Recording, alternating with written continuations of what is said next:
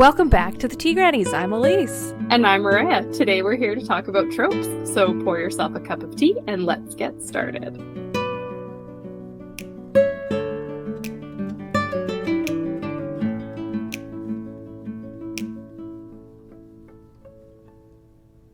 No, this is good. I feel like we're easing into it. Like, it feels like we haven't done this in 6 years, but it's been 6 months. I don't know. We're easing into it, and I have forgotten everything we've learned over 3 seasons of podcasting. So if things are rough, that's why. Blame it on me. Blame it on the break, and I'll take it because that's how it is right now. Anyway, welcome back. I'm your useless co-host for the day, and we're here to talk about tropes. So I guess before we say the word trope so many times that it stops sounding like a word at all, we can ease into that too, because it's going to happen. Fair warning. We're going to say that word so many times. But instead of that, Mariah, what did you do over the 6-month break that felt like 6 years? Well, I didn't do anything I said I would do for the most part. Of course. I think that's expected for me. I drafted a really fun contemporary romance during NaNoWriMo, and that was fun. Maybe not my preferred genre to write in, but I needed to learn that about myself, so it was good. And I'm finally working on the edits for my Lady Assassin story, months and months after I said I would, and it's taking me forever. So I had to spend a lot of time laying out all the plot threads and figuring out the big picture stuff. So I'm finally putting it together now. And my horse got injured and had the entire winter off. Mm-hmm. Mm-hmm. And so I spent a lot of money on vet appointments, and I made myself hit the gym a lot because I was so bored. Oh, good for you. Yes, I was very proud of myself. The downside is my riding boots don't fit me anymore, which is a whole saga that you can follow on our social media. Because it's been going on for so long. But she started back working this month, and so I'm very happy. Mental health is on the up and up now. Yay. And I'm also back up to 3 dogs again. So if you hear snoring in the background, you have just met Maggie. She is Trouble with a capital T. She's really cute, and I also document her escapists on her Instagram because she insists on being popular with everybody. Yes. And that's all I have to say about what I got up to. I mean, you started by saying like you did nothing, but nothing that you said you would do. You did plenty of other things. Yeah. So I think that's true. I think that's fair. What did I do over the 6-month break that felt like 6 years? What did I do? Oh, I heard that snore. That's cute. I actually feel like I am coming into this episode at more of an ideal time. Like I did a lot. I've been reading outside of the fantasy genre. Please be proud of me. I'm very proud. I've especially been reading sci-fi, which has been really fun. So I think because of that, I've been a little more aware of tropes than usual. Mm-hmm. Over the break, I finished drafting a sci-fi novel. It's a YA, and I know nothing about space, so it's a hot mess, but it's going to be great. That's what placeholders are for. Yes, there's so many placeholders. Oh, man. I redid my website again over the winter holidays because I said I would rest, but no one believed me, including myself.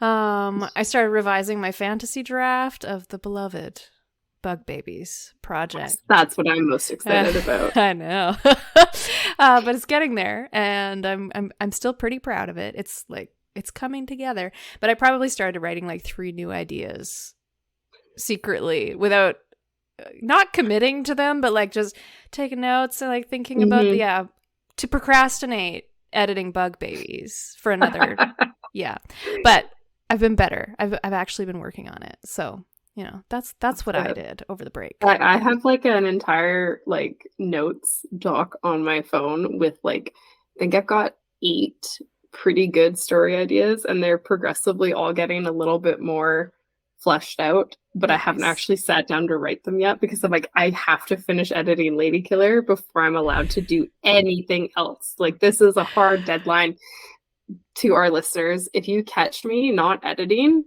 when I'm like on Instagram or something, I need you to be like, hey, how's your editing going? Because then I'll feel so guilty. I will go work on it.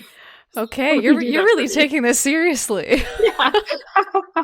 I have to, because otherwise it'll still be sitting on my computer in a year and I'll be like, oh yeah, that one. Oh, that's hilarious. Yeah. Oh man. So anyway, so now that we're back, we are looking for submissions for first pages. So you can email us. Make sure you format your submission correctly, or I will do it for you, and you might lose some sentences. So 12-point font, double spaced, and a single page.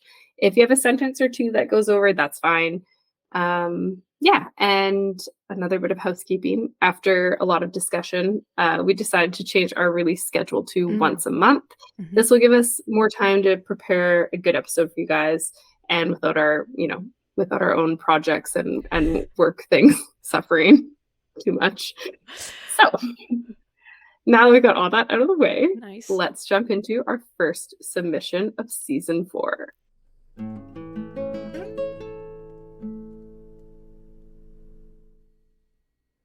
Trigger warning. School shooting drill. Chapter 1. We huddle along the chill of the cement wall, pressing our backs into the concrete, wishing our bodies would disappear into the institutional white paint. A glow from behind the closed blinds creeps through the cracks and holes in the cheap plastic ribs, casting shadows on the faces around me. No one looks at each other. Our eyes remain cast down at our toes to give dignity and privacy in a moment none of us could escape. I hear the soft sniffles of some of the others. They try to hide it, but the room is so quiet we can all hear their tears crawling down their faces. In elementary school, shooter drills were routine. We would fantasize about kicking the shooter's ass. He be the fool who tried to shoot up our school. Our imaginary karate skills would dominate, and our knife hands would fly about until, disrupted by a sloppy and poorly planned high kick, that bad guy would be left in a pile crying for his mommy. We would laugh and act it out on the playground. It was the modern-day imaginary play for cowboys and Indians, or cops and robbers.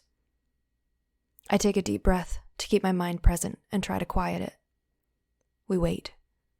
Our heartbeats thud the seconds and minutes away. I press my back further into the dimples of the wall, sitting as small as I can and stuffing my chin into my knees. What a way to start the year. I'd rather be sitting through the droning voices of geometry than this, and that's saying something. Numbers. Ugh. I roll my eyes in response to my imaginary conversation with myself. After what seems like days, a voice comes over the intercom. All clear? Repeat all clear. Return to classes following the set schedule. It's Principal Miller. No one budges. This was amazing. It was tense. The setting was well done, and I felt like I was right there with our main character. I particularly love the first sentence. It kind of gave me flashbacks to high school. A little traumatizing. Just kidding. The word choices were superb. So I loved glow and creep and casting shadows and all that was in the first paragraph. I thought that really elevated this first page. And I won't get too far into this particular comment because Elise elaborates on it, but I'd like a clearer sense of who our narrator is. But aside from that, I don't really have any other notes. The other thing I liked was the callback to elementary school and how different the experience is from elementary school to high school. Yeah. At that age, like before they've experienced a shooting or know someone or had one happen in their neighborhood, it makes sense for it to be a bit more of a game. And I think it's a good example of how quickly innocence is lost with today's youth because the world sucks. On that depressing note, and on Elise is gonna get herpes. On that note, I mean, yeah, there are some things in this life that we just you can't make light of it. Like it just doesn't work that way. But yeah, on that note, the tension and the conflict in this page is incredibly visceral. It's palpable. Like it's all too real in a way. And the average North American student is going to be familiar enough with school shooting drills to recognize this and understand all the feelings that go along with it. So I thought that was really well done. The descriptions, like Maria was saying, make everything stand out. Like it's just incredible to me. Even though we're just setting the scene for any other school in any other neighborhood, we get this real tangible sense of where the characters are. And it's so, I find if you can make a mundane kind of quote unquote normal atmosphere feel new and fresh and interesting, you've done a really good job. And I see that in this opening paragraph for sure. And yeah, like Maria was saying, if anything is missing in this page, I'd say it's some indication of who the narrator is. So we start with the pronoun we, which is collective, and there's not anything wrong with that per se. It just definitely puts some distance between the reader and the narrator themselves. And later we get into first person. We learn that this person is definitely a student, definitely someone who hates math, another kindred spirit in the midst. But yeah, we don't learn anything else about them, who they are, why they're there, beyond kind of what's immediately obvious. So I think if this continued for too long in the story, that would be a problem. But as long as we're properly introduced to them on the next page, like almost right away, whether it's through some interaction with another student, with a teacher, or otherwise. As long as we get that on the next page, I think this start works. It works for me, at least. Some people might not like that collective we start off, but I enjoyed it. But yeah, aside from that, like you said, the author has done such a fabulous job of setting the stage for the start of this story. And mostly I'm just curious, like, where they're going to take it at this point. So the next two things that I'll be looking for if I was reading more are what just happened, some explanation. Like, I'm pretty sure it wasn't a drill this time, but we don't know that for sure. So we need that explained pretty quick. And then who's the main character? We've already established like really super clear empathy for this person because of the situation. Now we just need to know who they are and we're good to go. Brilliant job.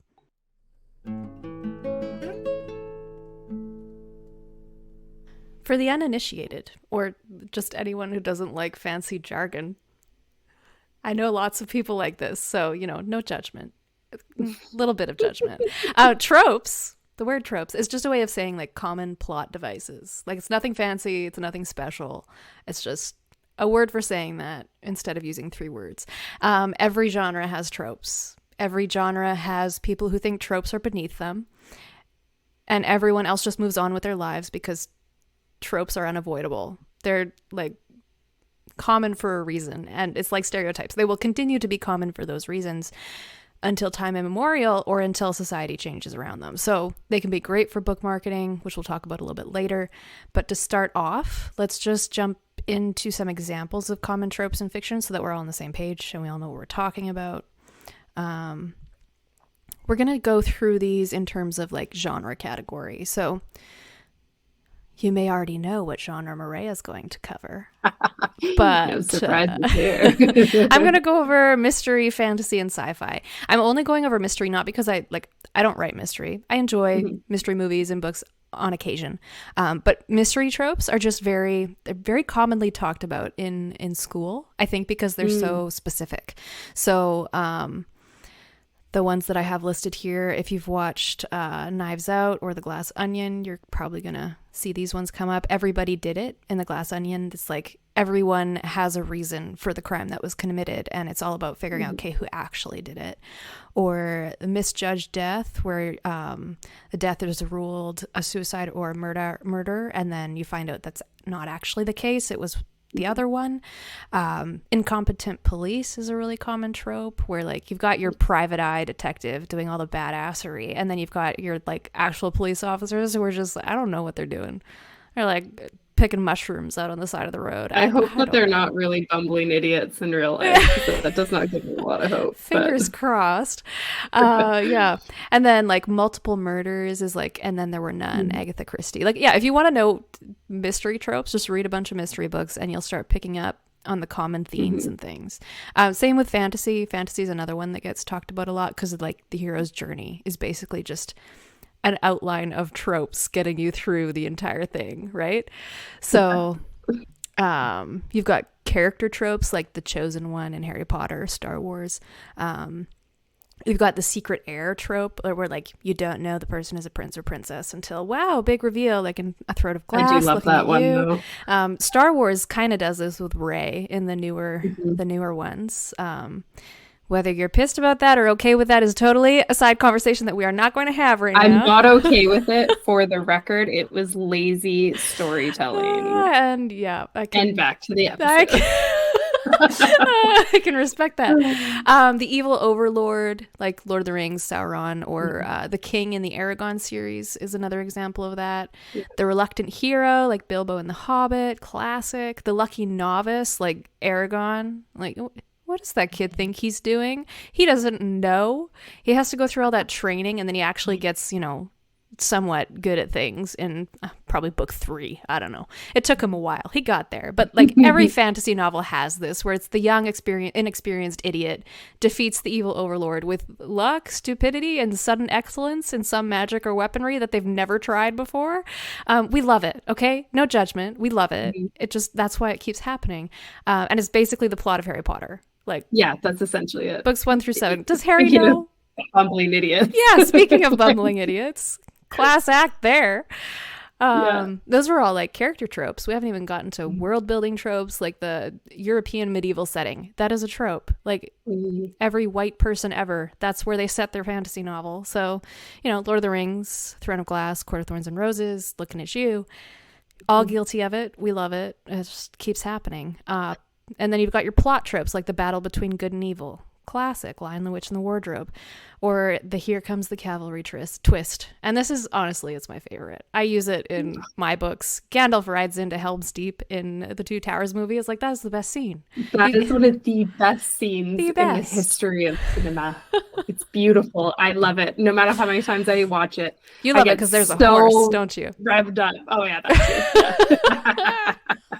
And then every time I see it, I'm like, how did they get their white horse so white? Because I'll tell you what, my horse is never that clean. Especially after like hard riding for a little while. Right? Gandalf, it's magic, the magic. Yeah, it's true. If I were magic, one of the things that I would use my magic for would be to keep my white horse white. Because these are the important things. Yes. Exactly. Okay. Last couple sci-fi tropes. You've got your alternate universes, Looking at You, Marvel, everything is a simulation, Hi, the Matrix, evil robots and artificial intelligence. Is it too soon to talk about that? Any story with cloning people, creatures as a plot element. Like, I'm reading a really fun webcomic right now. It's called Never Ending Darling. Look it up on Webtoon. It's super creepy and I love it. Trigger warning for abusive relationship, but I feel like they handle it really well. And if you like a psychological thriller, it's fabulous.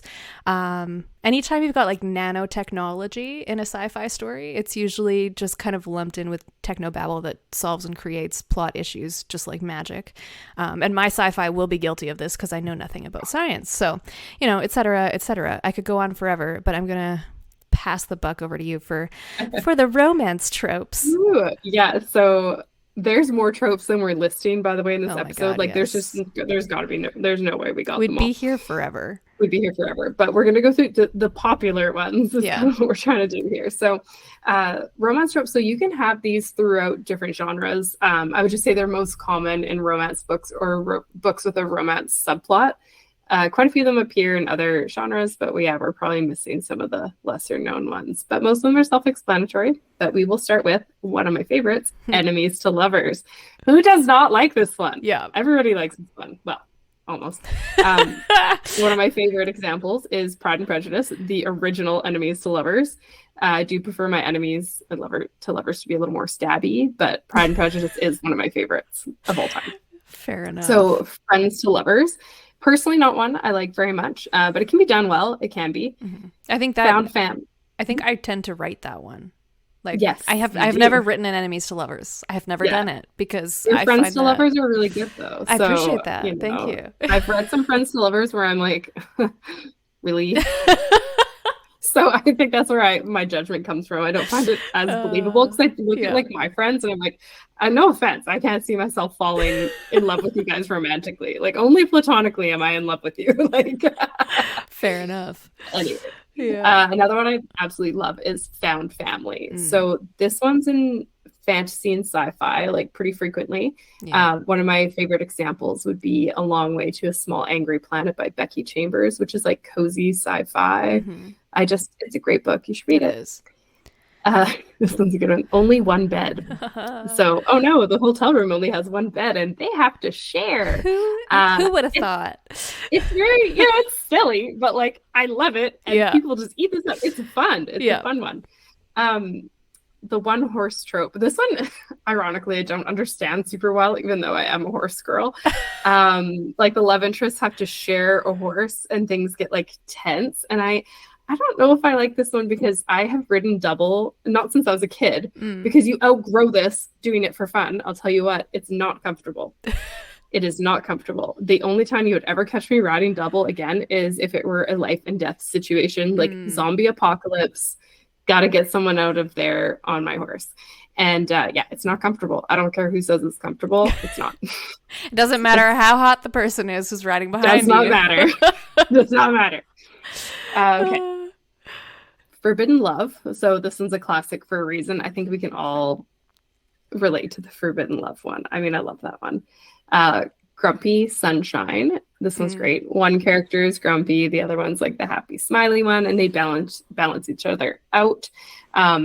This applies to my own relationship. I'm grumpy and he is sunshine. So it does work in real life. So I believe this one all the way. Forced proximity. This one's a fun one in fantasy and sci-fi, especially like people being forced to train together, survive a competition together. Yeah. All of those are and like the one bed trope is basically like a subset of forced proximity. Absolutely. It's like a little subgenre. Forced proximity. And if you get like forced proximity because they're training together and then they end up having to share a bed. Oh yeah. Like nested forced proximity. The best. It's perfect. Look at us. We're thriving right now. This is our shit. Second chance romance. I see this a lot in small town romance, and I think that's where it's done the best. Personally, I don't think I've ever seen it where I've liked it. Like oh really? Okay. Oh no, that's a lie. I just read the X Hex and I thought, you know what? I'll take it. I think that one did pretty good.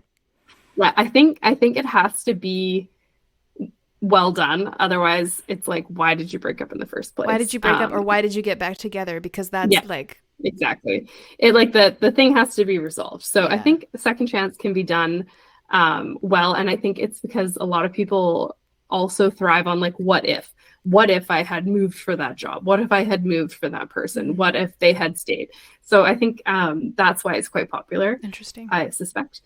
A fake relationship. I freaking love this one. I don't care if it's silly. I love it. Give me that fake relationship. It's awesome. And then the lines between fake and real blur, and it's great. I love it. It's one of my favorites. It works for me almost every time. Yeah. Fish out of water. So this is like your classic, like normal person falls into a fantasy world type of thing. It can also be in other things too. Like someone gets like thrown into a different career or things like that. It can be done lots of different ways, but that's kind of the standard example. The love triangle. Cue barf noises. I personally loathe the love triangle, but it's self-explanatory. I feel like it's rarely done well. I will die on this hill. I don't love it.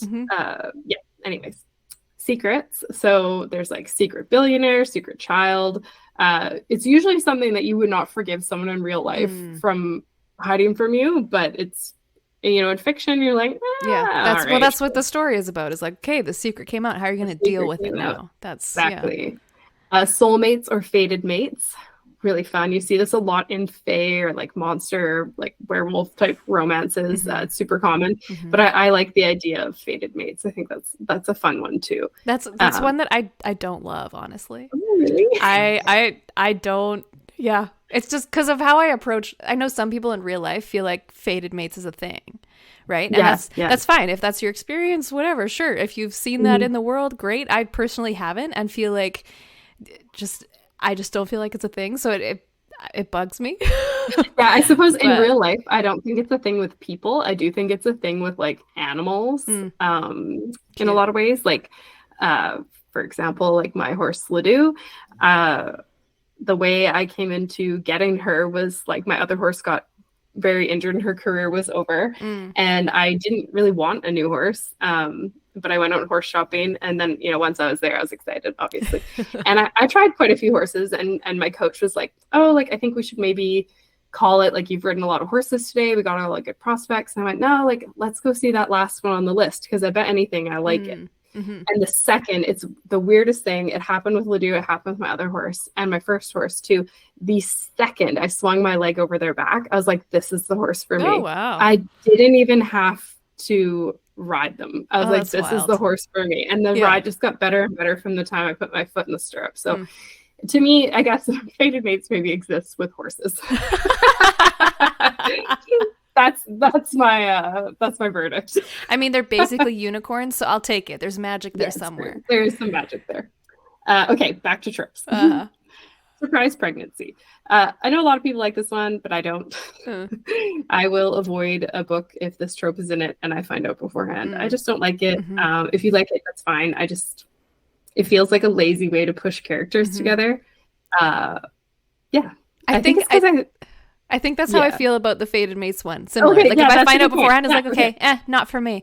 Because you know the outcome, right? Like I think I saw Knocked Up, I guess at a it was an influential movie at the age I was whenever it came out. Yeah. And I remember being like, these people would never be together for this. Yeah. It's so stupid.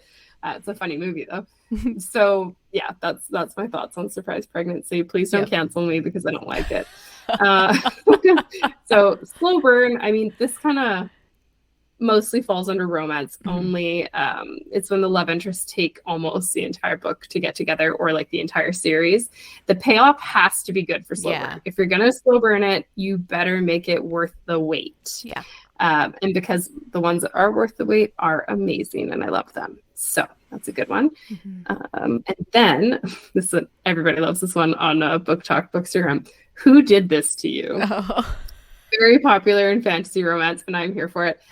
Basically, one love interest discovers the other has been injured, and they get all protective and like go to battle for them. Like, who did this to you? And then they go and just like destroy the person who did it. And it hits really good, especially when they're not out of the enemies phase yet. That's when I like it best. I'm like, realizing feelings without realizing feelings. Realizing feelings with violence. I mean, that is not the answer, kids. But it's always fun in fiction. Secret royalty. So also love this one. Anyone who grew up watching The Princess Diaries is probably a sucker for this one. Secret. This falls under secrets, but secret it has heir, its own secret royalty section because secret royalty is super fun. Age gap. This one's getting more popular now that we have so many daddy celebrities. I would say the age gap has to be like 10 years or more for it to count. There's no really hard and fast rule for it. Some people find this icky. It's personal choice. And then we got best friend's brother or brother's best friend. Self-explanatory. Also one that gives me the ick. Oh, really? But I think it's because I've known my best friend's brother since I was 6 or whatever. So I think goes without saying that's a no from me. Does he listen to this podcast? No, God, I hope not. But she does, so hey, bestie. And then the brother's best friend also, no thanks. Not a chance. And that's pretty much it for romance tropes. Yeah, I mean, if you've paid attention through that whole list, I think it's pretty clear that it's impossible to write a story without tropes. This is what tropes are. Tropes are common themes or ideas that people enjoy reading about, and especially in the romance genre, they're going to pick up books because it has this XYZ tropes that I like, right? So if you're going into a story being like, I'm going to be completely original and I'm not going to use any tropes in my story, then you're going to end up disappointed because it's basically not possible to do that. If someone's managed it, first of all, I don't believe you. Second of all, show me. But this brings us pretty nicely into where tropes go wrong. So you're stuck with them. You have to use them. So using them well, that's where things get interesting. And that's why, like, in marketing, you'll see these tropes used as marketing language, because it's all about whether, like, okay, you've used these tropes that I find interesting, and then have you done something kind of new or fresh with them, or just taken a fresh take on it. And that's what people are looking for. So yeah, like, a common issue in this conversation is when people think tropes are just bad because tropes became known for being used too much, and this simply isn't true. Like, that's just human nature as we tell and retell the same stories over and over. But entire genres are built on tropes. And as we've been saying, agents and editors and publishers, they will specifically look for tropes in new acquisitions because they know that they can use those to hook people. Like we've said, we both like enemies to lovers. We both like the forced proximity. We enjoy those tropes. We'll look for that in the marketing language around a specific book because like that's what I want in my story. If it's there, I'm going to be extra interested. And publishing people know this. They know what hooks a reader. So if they can hook someone in with these simple but interesting premises, as long as the author did a good job of giving the tropes a twist or a spin to make them more interesting, you're golden. You're doing great. So the magic really happens, pun fully intended, when you learn to turn those tropes on their head and add twists and make old ideas become new. And then where tropes go wrong is when you just use them in their most basic form, or you try and cram too many of them in without making any twists or changes to them. Like sometimes you might want to use a classic trope and not change much about it, but your story is going to have a lot of other interesting features to make that work. So if you're just using the classic form and you're not doing anything interesting with the story, that's going to be where you start to have issues, where people say, oh, this is just so cliche. It's not because you stopped using tropes. If you're getting away from that, it's because you've taken what's familiar and made it more interesting again. So yeah, don't try and cram too many into a single story, because you'll just be left with a bunch of simple, overdone plot points, and you won't have enough space to flesh them out and make them actually interesting.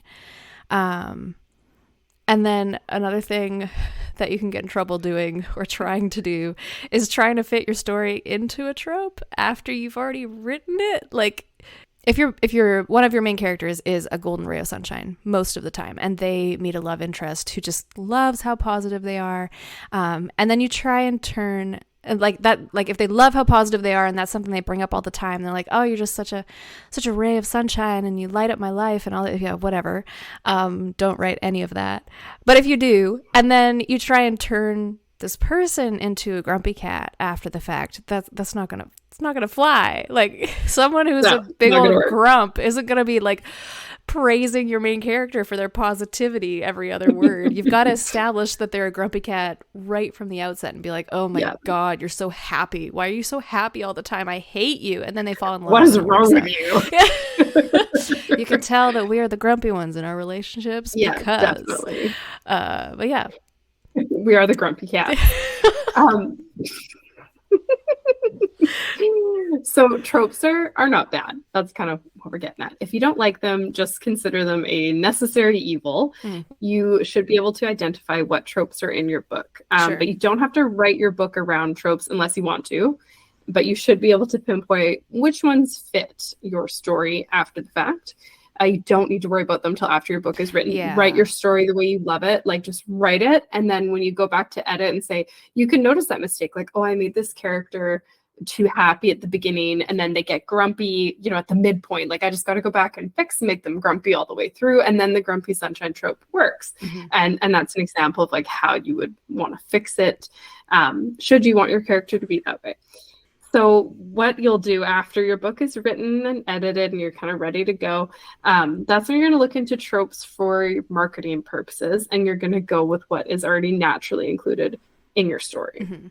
Tropes can go wrong all the ways the least listed. The main thing is making sure you follow through with whatever trope you chose. So if you pick enemies to lovers, do not shy away from the enemies phase. Yeah. That's what makes it hit so well when they eventually get together. And I say this because I am so bad at this. I resolve the enemies bit like a little too soon when I'm writing, and then I'm like, I gotta lean into it harder. There needs to be a little bit more stabbiness. I already said I love that. So you got to make your characters hurt. Yeah, you have to fight. Yeah, you have to be willing to put them through pain to get the payoff. Yes, you got to put them through the pain. Yeah.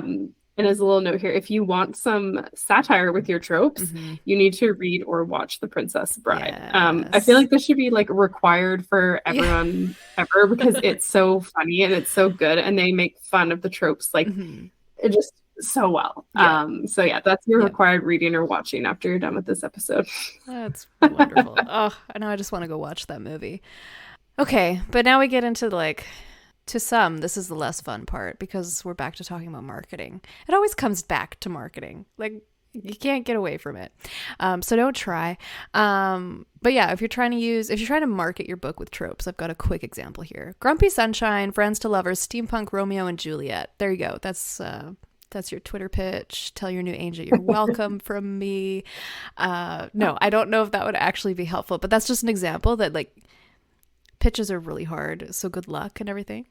But it's just to say that, like, tropes are actually a great way to market your book because they give anyone, readers, agents, editors, publishers, such a clear idea right from the start of what your story is going to feel like. And you need like 1 or 2 sentences to establish like these couple of tropes, this is the genre, and this is kind of maybe comparative titles. This is what what the story feels like a little bit. And then you've got a pretty clear idea in your head of what you're getting into. And that's it. That's marketing, baby. So I'll use my first book, Roots of Blood, as an example. This is practice for me because I'm so bad at this. I love it. Book 1, you've got your reluctant hero. The main character doesn't want to be doing any of the things that she has to be doing for a good part of it.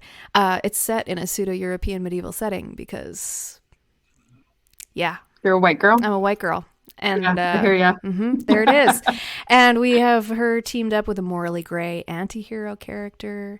And then this reluctant hero eventually meets a mentor character. That's also a trope, like the wise old mentor who like walks you through the darkest parts of your life. Yeah. Looking at you, Gandalf. And then later, she ends up in Friends to Lovers romance along the way. Spoiler alert. And we even get a Here Comes the Cavalry moment at the end of, spoiler alert, book 3, and spoiler alert, book 2 as well, in a sense. And it's awesome. Thank you very much. I'm very proud of those moments, by the way. I put a lot of work into them. But okay, so that's my book. But for a story that's, you know, maybe a little more familiar to the average person, if you want to compare that to Star Wars, as everyone already does, because this is like the template for the hero's journey. You've got your chosen one. Anakin, I think Luke fits this as well, but Anakin is the one that even more so. He's also they legitimately call him like the chosen one. So yeah. Can't really get away from that. And then he's also the lucky novice because, like, you know, he's riding a starfighter for the first time, and he does it perfectly because of course he does. You've got your battle between good and evil the whole way through, the Jedi versus the Sith. Like, they don't shy away from that. It's good. Everything about that is very clear. You've got your mentor character in there as well. Qui-Gon Jinn to Anakin, Obi-Wan to Luke. You've got it all the way through the series. And then how can you forget enemies / rivals to lovers, Han Solo and Princess Leia.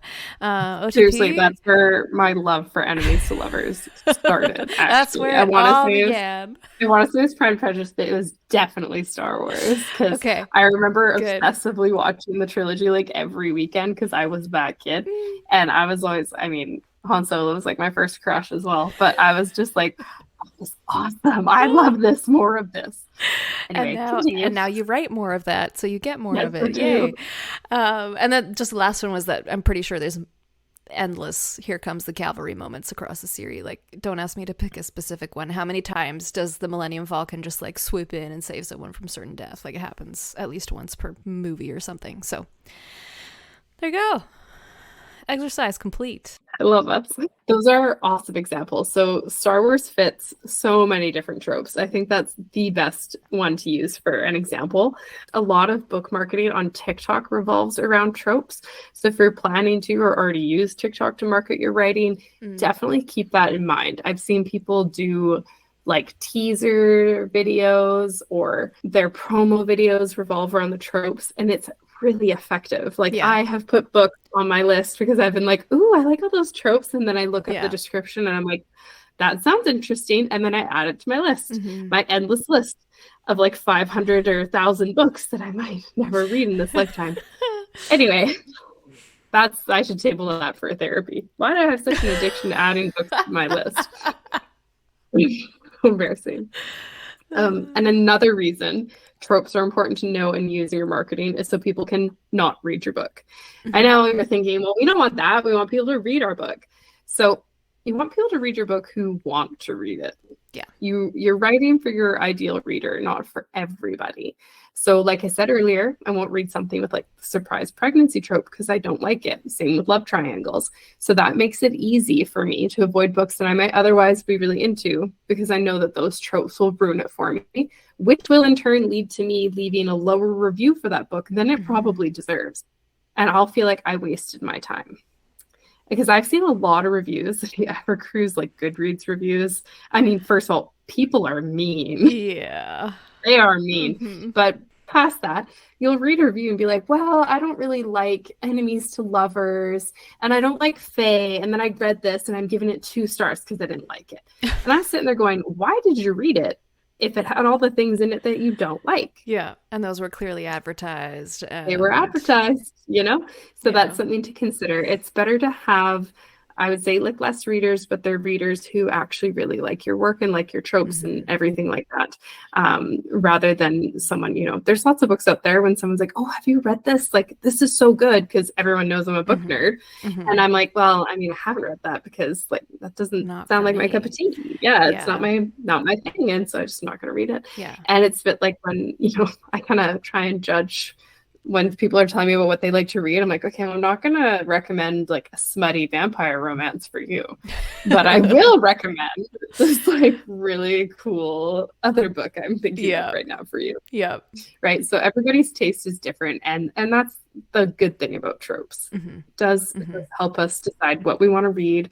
And, you know, from the other side of things, what publishers want to publish and what agents want to take on. Yeah, and what they think is marketable, and like jumping off of the whole like marketing thing. You don't want everyone to be your audience. Like that's marketing 101 is, okay, who is your audience? Who are you talking to? For books, it's like, who is your ideal reader? Because no, you can't please everyone.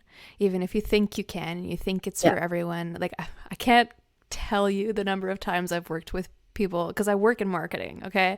I can't emphasize this enough. The number of times I've worked with people who are like, oh, no, my message is for everybody. Like, I just want everyone to know it. And it's like, that's fine. Everyone wants everyone to know everything in situations like this. But the reality is that's not going to happen. Certain people are just not going to care. And if you're marketing to those people, you're wasting your money and you're wasting your time. Just, you know, like, stop that before it even happens, and identify who is going to be interested. Those are the people who are likely to buy it. Those are the people who are likely to engage with you, and engage with you meaningfully, like you said, like not leaving a 2-star review because, well, I don't like enemies to lovers. Like that's a very subjective thing. And then I know as a reader looking at that review, it's like, okay, well, I might still read it because they're not actually saying what's wrong with the book. They're just saying they didn't like this one thing because that's their personal preference. Sometimes you'll get not so nice reviews that don't specify that it was something they didn't really like, you know, and you're like, oh, it's just a terrible book. You know, like it's one of those things when you read like reviews for young adult. I see this sometimes, like, oh, the protagonist was so immature. I'm like, it's a YA book.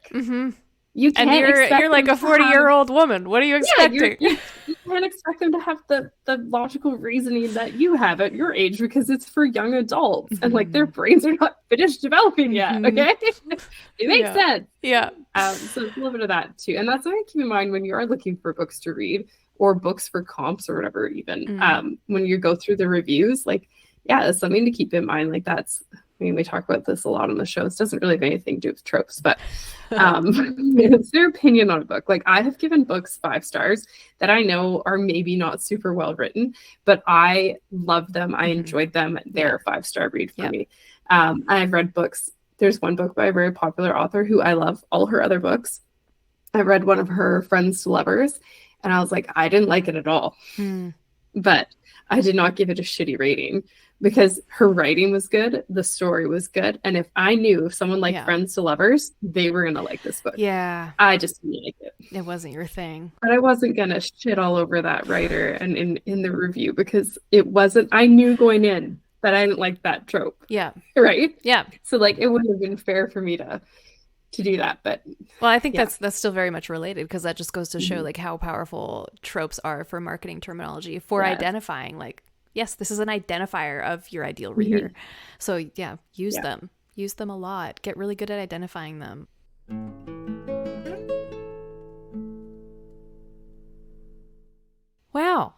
We just did like a full episode again. We haven't done this in 6 months. We're back at it. Woo! Oh, I'm so proud of us. I guess, yeah. So as a recap, we have talked about tropes today. We got through an entire episode of this. First, tropes can help you decide to pick up a book or to not pick up a book. And these are both good things. Don't be scared of like someone saying, oh, I don't like Friends to Lovers, so I'm not going to like your book. At least they have the self-awareness to tell you that and not leave you a shitty review afterwards. It's not right? personal. No, it's not. It's really not. So tropes are great. 2, tropes are excellent marketing tools, whether you're pitching to an agent or selling to the world. So this is for traditional published authors. This is for self-published authors. This is not one of those things that like, oh, I don't really need to worry about this because I'm doing X, Y, or Z. Like anyone, you got a book, you're thinking of writing a book, you're pitching your book on Twitter, you're selling your book now to people all the time.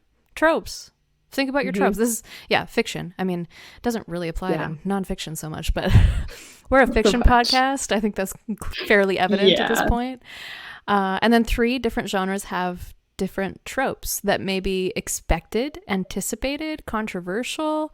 So be aware of them. If you're writing in a certain genre, you should know the tropes really well. You should read in that genre. That's one of the key reasons to read in that genre, because that will help you figure out like, what are my readers expecting of me?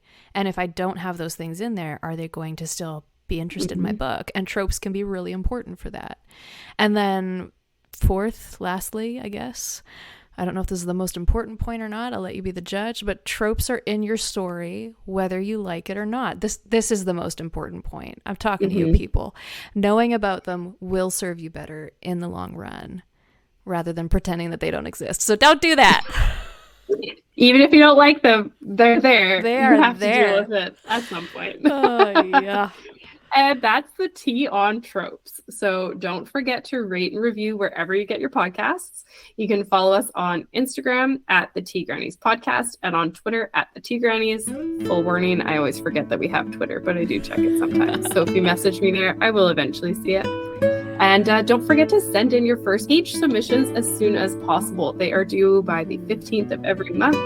And once we have enough for the whole season, we are going to close them. So get them in while you can.